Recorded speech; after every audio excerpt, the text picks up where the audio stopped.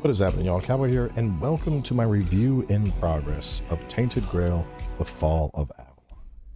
Now, as I mentioned, this is a review in progress, as I'm not in the game. I'm about 20 hours in, but while the playthrough is still ongoing, I wanted to share my thoughts on my experience thus far, based on the time I've spent. Now, I have been playing entirely on PC, with 20 hours spent. I have uncovered a pretty decent chunk of what I understand is the first map. I believe there's 3 full maps, so definitely a beefy game, and the review material said that it should take 40 to 50 hours to get through. If you're playing a more completionist playstyle like me, you can probably bump that up to 60 to 80. But I'm having quite a lot of fun with this, and I'm going to be honest, going into this, I was a little bit apprehensive, not because of the game, because I had previewed it before and I liked what I had a chance to preview, but obviously we're coming fresh off of Oblivion. And so thinking about going into this, I was like, man, I just did an open world RPG.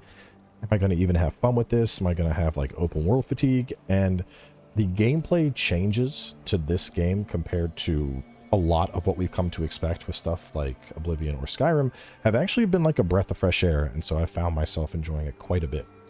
So similar to the other reviews, I'm going to go down the list of the various things. Obviously, some areas we're not going to go as in-depth as I'm not completed the game. But to start, let's just talk about the gameplay and what I've been liking so much about it. So first up, we have a dash. It's a very fast dash. If I go in third person, you can kind of see it's basically a dodge. And so you can do this in combat to like spot dodge arrows, spot dodge spells. If you are playing with melee, you can dodge in and do like a melee attack. So that's a unique multi-hit dodge melee that I can work in. And it's added a surprising amount of depth just having a dodge like that where I'm like rushing in and attacking stuff.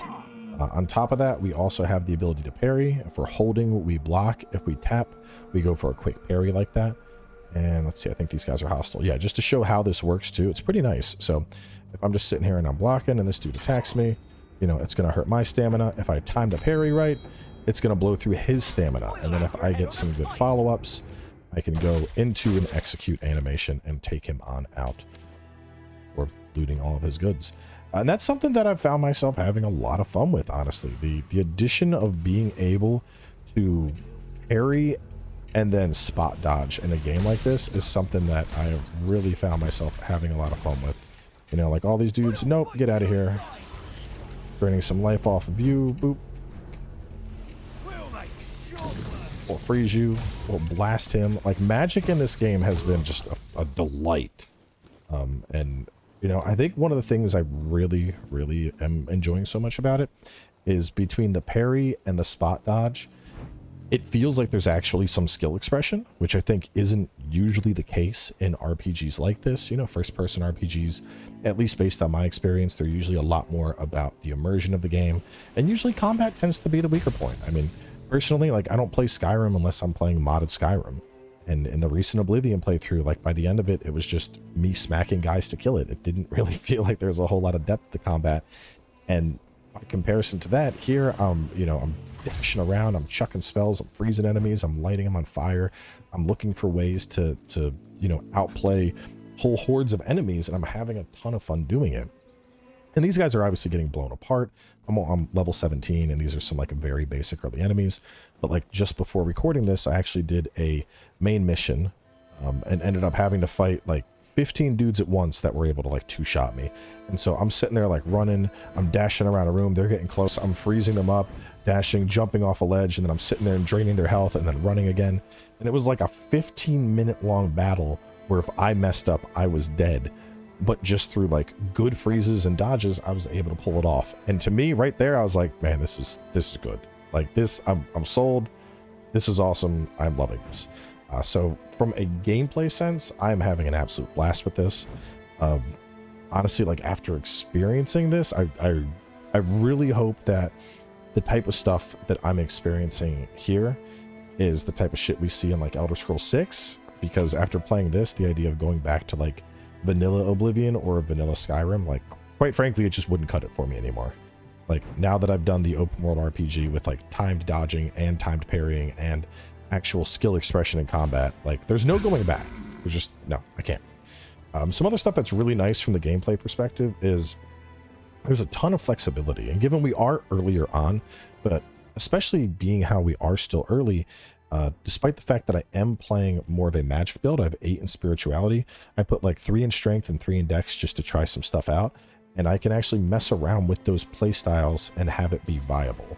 So even though I only have like 3 points in dex, if I want to, you know, do a little bit of stealth archery, I'm getting some decent damage out of that bow.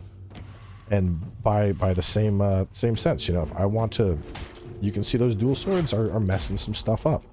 And so that's really cool to me, because I feel like usually in games like this, it's like, oh, you know, you're going to be a warrior. Okay, you're a warrior. Oh, okay, you're going to be a dex guy. You're a dex guy. And so having that flexibility where I'm able to mix things up a little bit, even if it's nothing crazy, but like being able to get parries and whatnot, because, you know, I'm all for parries. So I'm like, oh, cool, I can get some parries off on this guy. Take some damage. I'm going to drain his life away. Well,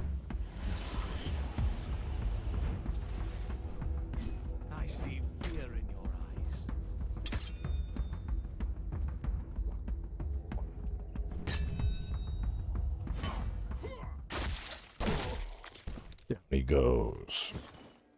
I don't want your rusty knight gear.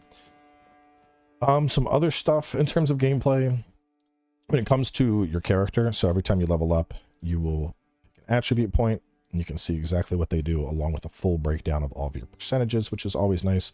And then we have a pretty in-depth skill tree here, skills related to strength, endurance, dex, spirituality, perception, and practicality. And so a bunch of different skill points. Right now, everything I have is going purely into mage combat, which is pretty nice. There is fast travel. We can fast travel to any of these little totems from a totem, or alternatively, we have a little bonfire that we can make at any given time. And then if I put fuel into this bonfire, I can use this to fast travel to a location. But the bonfire is pretty awesome, because if I were to fuel it, I can cook stuff at the bonfire. I can either just throw ingredients in, or I could do various recipes that I have found to make stuff up. If I want to do alchemy, I can just make mana potions and potions on the fly. And, you know, I can still level up alchemy. You can see expected outcome, chance for worse, chance for better, just kind of based on what my alchemy level is currently at. But I really like this a lot, because I feel like there was so much more that went into trying to get involved with these systems in a lot of games similar to this, and being able to just be like, all right, cool, mana potion, yeah, just craft me 6 mana potions, boom. Cool. And then health potions, yeah, craft me some health potions. And just, you know, I'm doing it. I'm doing that. I'm getting back into the game. I want to cook, recipe, Camelot delicacy. Those are awesome. Let's craft a bunch of them. And now I'm just, you know, cool. Thank you, fire. And I'm getting back into it. I'm jumping back into the action. And to me, that's super nice. It's not like I don't need to carry around a bunch of fucking equipment to try and make the potion. I'm just doing it. I'm like, yeah, I guess you could argue it's a little less immersive, but like, I want to explore. I want to spend my time exploring and getting involved in the gameplay. I don't want to spend my time getting ingrained in trying to find better alchemical regions. So for me, that's a huge positive. Summoning magic is pretty cool in this game too. Like, I can have up to 3 of these skellies at the same time. Down on the bottom left, you can see health gauges for them. And so, you know, like I said, I had some points that I put into dex. Well, now I can just sit here and I'm Skelly Archer Man, you know? I got my army of Skellies that are serving as like a bit of a front line, and I can go in with this, or I could go in with the sword and shield and focus, the dual blades and focus on parrying, or I could use a shield and be like a frontliner and, you know, just get in and do damage while my Skellies are sitting in the back and fighting with me. I can also do this. Ooh, so now I've like targeted that guy, so the skeletons are like, oh, this is who you want us to kill? Status effects, as I deal damage, elemental damage, you can see that there's a burn effect that's building up on that guy. He died long before I was able to proc it. But so there's a lot of like little systems that I'm really enjoying about this game, you know, like spending the mana to just keep the units up, like the reserve style system. I think that's something I like a lot. The skill expression I like a lot. The freedom in terms of how I'm playing here, how like even though I'm a mage build, if I want to dabble in swords a little bit or dabble in bows, I can do that. But if I'm in trouble, you know, my spells are absolutely going to get the job done far more than anything else. Particularly the ice magic has been really fun. Let me show y'all my go-to. freeze people solid, and then I drain their blood away, because that doesn't count as a direct damage instance, so they'll stay frozen while I'm draining their blood away. Some other stuff going into the bags here. Where'd they go? Those are dishes. Oh yeah, we have throwables, so I can throw stuff at enemies, causing pushes, blinds. There's coatings that I can put on the weapons. Like, there's just a ton of various gameplay systems at work here. And it's way more than I had a chance to dive into experience back when I played the game 2 years ago. But so far, like I said, I'm absolutely loving the gameplay. And, you know, especially early on, you know, review in progress, that's by far the most important thing to me. Just to briefly talk about some of the other systems, world design has been pretty cool so far. The various dungeons that I've done have been a mix of kind of like static as well as unique. There's been quite a few unique ones, but certain stuff has been static. Like there's been, well, I'm not sure. I found a mill and then I thought I found a second mill, but I think it may have just been me stumbling back onto the first mill. But at nighttime, the world is quite different and it gets a little bit spooky. So I guess we could show that for a little bit here. So I think I may have stumbled back onto my onto the other mill and just not realized it, because at night, like I said, things get a little bit crazy at nighttime. Basically, as soon as you leave the fire, you're you know, getting out into the weirdness, and there's like various enemies that'll show up. Enemies that are already existing in the world are like empowered and different, and enemies drop unique resources at night, and it's a whole different ball game. But so from a gameplay and world design perspective, especially the world design, I really like how things change at night and everything gets like all foggy, and you know, you're not sure what you're going to be up against. I found like enemies that basically are just like almost like poltergeists, like the way they move through the fog.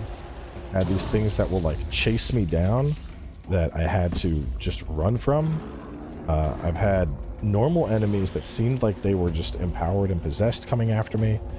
But like this guy, he's not changed for night. Oh no, he is. So the ethereal cobweb, as far as I can tell, I think you only get that at night. But so that's been really cool. Just like a nice way to add some extra depth into the world by having nighttime be entirely different and dynamic. You got like these wisp things over here. I don't know what we're coming up on right now. Oh, those are wisps. Wild spirits. Come here. The fuck are you? Oh.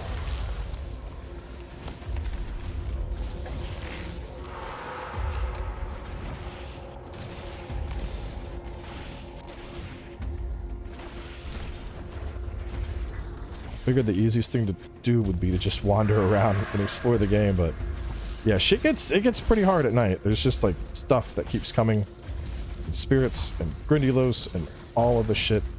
There's lots of cool stuff going on, for sure. And then there's like unique stuff that I can find at night. So you saw there how I like kind of found a relic, and I can, you know, find loot like that, and then I can identify it at my bonfire, stuff like this.